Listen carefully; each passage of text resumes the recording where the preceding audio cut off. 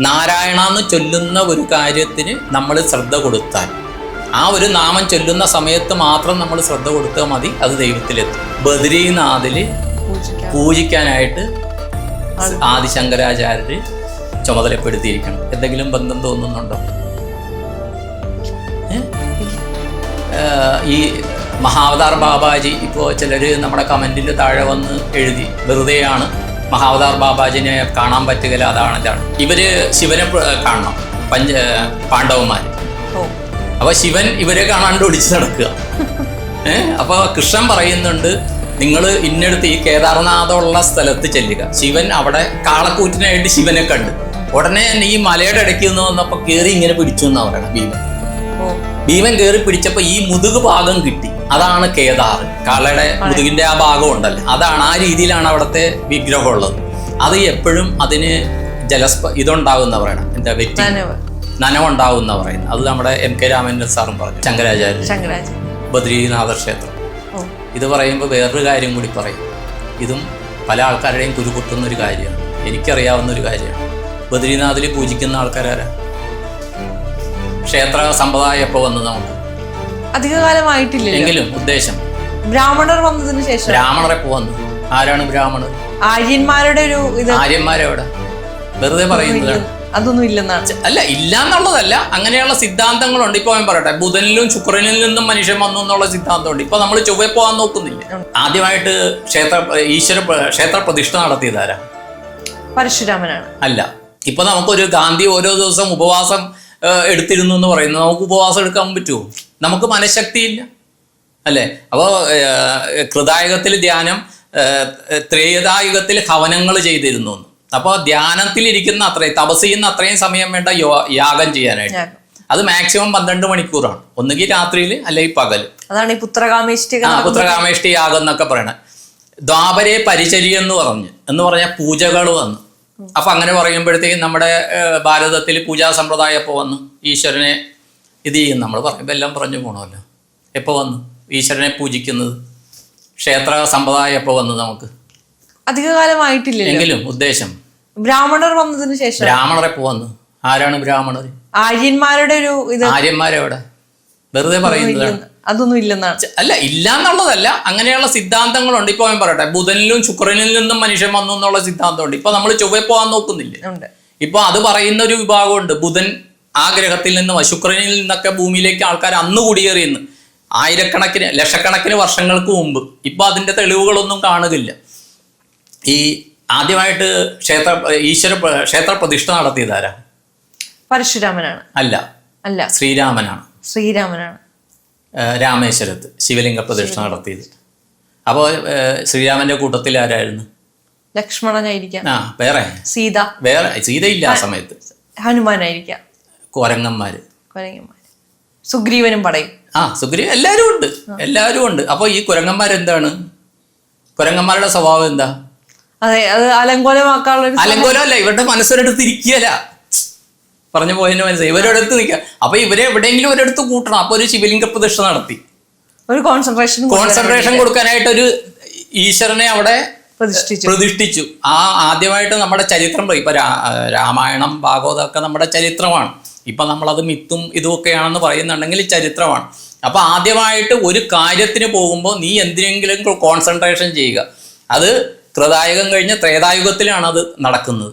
അപ്പോൾ ത്രേതായുഗം എന്താണ് എന്നുള്ളത്, എത്ര ആയിരക്കണക്കിന് വർഷങ്ങളായി എന്നുള്ളത് ഇപ്പോൾ പല ഇത് പറയുമ്പോൾ വ്യത്യാസമുണ്ട്, നമുക്കറിയില്ല. അതറിയാമെങ്കിൽ അത് തന്നെ ശരിയാകണമെന്നുള്ളതില്ല. കാര്യം യുഗങ്ങൾക്കുള്ളിൽ ഉപയുഗങ്ങൾ വരുന്നു എന്നാണ് പറയുന്നത്. ഈ ദശാകാലത്തിൽ അപഹാരം വരും, അതിനകത്ത് പിന്നെയും ഇത് വരും, അങ്ങനെ ഒരു ഡിവിഷൻസ് വരുന്നുണ്ട്. അപ്പൊ അത് കഴിഞ്ഞിട്ട് അടുത്തത് വന്നത് കേദാർനാഥാണ്. കേദാറിൽ പ്രതിഷ്ഠിച്ചത് ആരാണ്? അവിടെയും ശിവനാണ്. ആരാണ് പ്രതിഷ്ഠിച്ചത്? ഇവര് ശിവനെ കാണണം, പാണ്ഡവന്മാര്. അപ്പൊ ശിവൻ ഇവരെ കാണാണ്ട് ഒളിച്ചു നടക്കുക. അപ്പൊ കൃഷ്ണൻ പറയുന്നുണ്ട്, നിങ്ങൾ ഇന്നടുത്ത് ഈ കേദാർനാഥമുള്ള സ്ഥലത്ത് ചെല്ലുക. ശിവൻ അവിടെ പശുക്കളും കാളകളും ഉണ്ട്, ഇവരുടെ കൂടെ ഒളിച്ചിരിക്കുകയാണെന്നുള്ളതാണ്. നിങ്ങളെ വിട്ടിച്ച് കാര്യം ചെന്നിട്ട് എന്തോ ഇത് വാങ്ങിക്കാനുണ്ട്, വരം വാങ്ങിക്കാനുണ്ട്. അതെന്താണെന്ന് ഞാൻ ഓർക്കുന്നില്ല. അപ്പൊ അതുകൊണ്ട് അദ്ദേഹത്തെ കാണാൻ പോവാന്ന്. അപ്പൊ ഇദ്ദേഹം ഈ പശുക്കളുടെയും കാളകളുടെയും കൂട്ടത്തിലുണ്ട്. അപ്പൊ ഭീമൻ എന്ത് ചെയ്തു എന്ന് വെച്ച് കഴിഞ്ഞാൽ 2 മലകളിൽ ഇങ്ങനെ കാലുകൾ വെച്ചിട്ട് നോക്കി നിന്നു എന്നാ പറയുന്നത്. നോക്കി നിന്നപ്പോഴത്തേക്കും ഒരു കാളക്കൂറ്റിനായിട്ട് ശിവനെ കണ്ട്. ഉടനെ തന്നെ ഈ മലയുടെ ഇടയ്ക്ക് നിന്ന് വന്നപ്പോ കേറി ഇങ്ങനെ പിടിച്ചു എന്നാ പറയണത് ഭീമൻ. ഭീമൻ കയറി പിടിച്ചപ്പോ ഈ മുതുക് ഭാഗം കിട്ടി. അതാണ് കേദാർ. കേദാർനാഥിന്റെ പ്രതിഷ്ഠ ഈ മുതുകാണ്. ഈ കാളയുടെ മുതുകിന്റെ ആ ഭാഗം ഉണ്ടല്ലോ, അതാണ്. ആ രീതിയിലാണ് അവിടുത്തെ വിഗ്രഹം ഉള്ളത്. അത് എപ്പോഴും അതിന് ഇതുണ്ടാകുന്ന പറയണം, എന്താ നനവുണ്ടാകുന്ന പറയുന്നത്. അത് നമ്മുടെ MK രാമചന്ദ്രൻ സാറും പറഞ്ഞിട്ടുണ്ട്. അദ്ദേഹത്തിന്റെ ഇന്റർവ്യൂവിൽ അദ്ദേഹത്തിന് ഈ പഞ്ചകൈലാസങ്ങൾ പോയി എന്ന് പറഞ്ഞാൽ അദ്ദേഹത്തിന് അവിടെ പ്രത്യേക പരിഗണന കൊടുത്തിരുന്നു. അവിടെ അദ്ദേഹം അവിടെ മെഡിറ്റേഷൻ ഒക്കെ ചെയ്ത് അദ്ദേഹം അത് എഴുതിയിട്ടുണ്ട്, നനവുണ്ടാകും എപ്പോഴും. അതാണ് പിന്നെ 2ാമത്തെ അമ്പലം. പിന്നെ അമ്പലം വരുന്നത്, അപ്പോൾ കൃതായുഗത്തിലൊരു അമ്പലമായി, ദ്വാപരയുഗത്തിൽ അടുത്ത അമ്പലം. പിന്നെ വരുന്ന കലിയുഗത്തിലാണ്. ആരാണ് പ്രതിഷ്ഠ ചെയ്തത്? ശങ്കരാചാര്യ.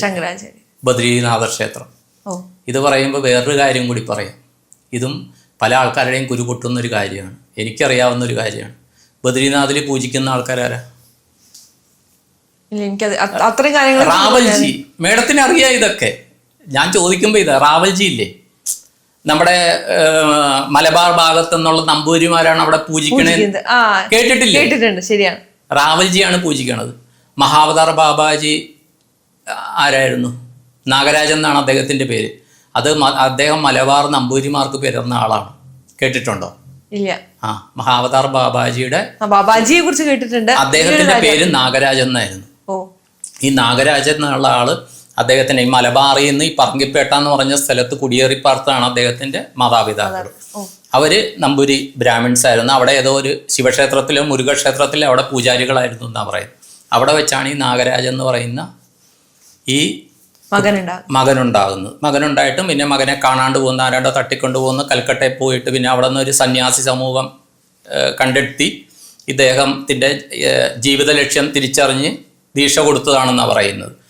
ഈ നമ്പൂരി, മലബാർ ഭാഗത്തെ നമ്പൂതിരി ഫാമിലി, ഒരു പ്രത്യേക ഭാഗത്തുള്ളവരിൽ നിന്നാണ് ബദ്രീനാഥിൽ പൂജിക്കാനായിട്ട് ആദിശങ്കരാചാര്യർ ചുമതലപ്പെടുത്തിയിരിക്കണം. എന്തെങ്കിലും ബന്ധം തോന്നുന്നുണ്ടോ?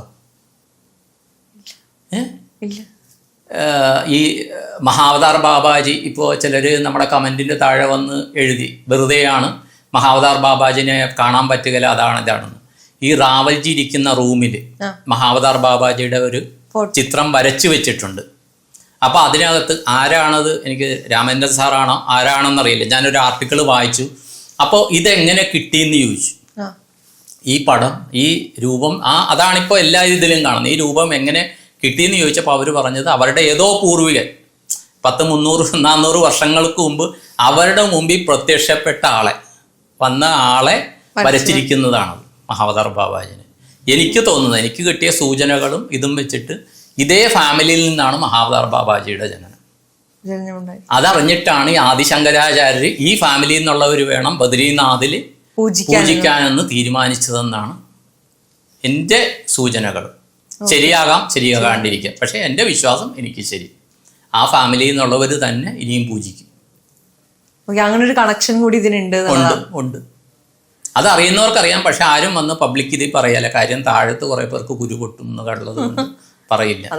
നോക്ക് അല്ലെങ്കിൽ എത്രയോ ആയിരക്കണക്കിന് കിലോമീറ്റർ അകലെയുള്ളത് അന്ന് കേരളം എന്ന് പറഞ്ഞൊരു സ്ഥലം ഉണ്ടെന്നോ ഇതുണ്ടെന്നോ അറിയാത്തടുത്ത് അന്ന് ഇപ്പോഴും അവിടുത്തെ എന്താണ് ആ ഗ്രാമത്തിന്റെ അധികാരി ഈ റാവൽജിയാണെന്നാണ് പറയുന്നത്.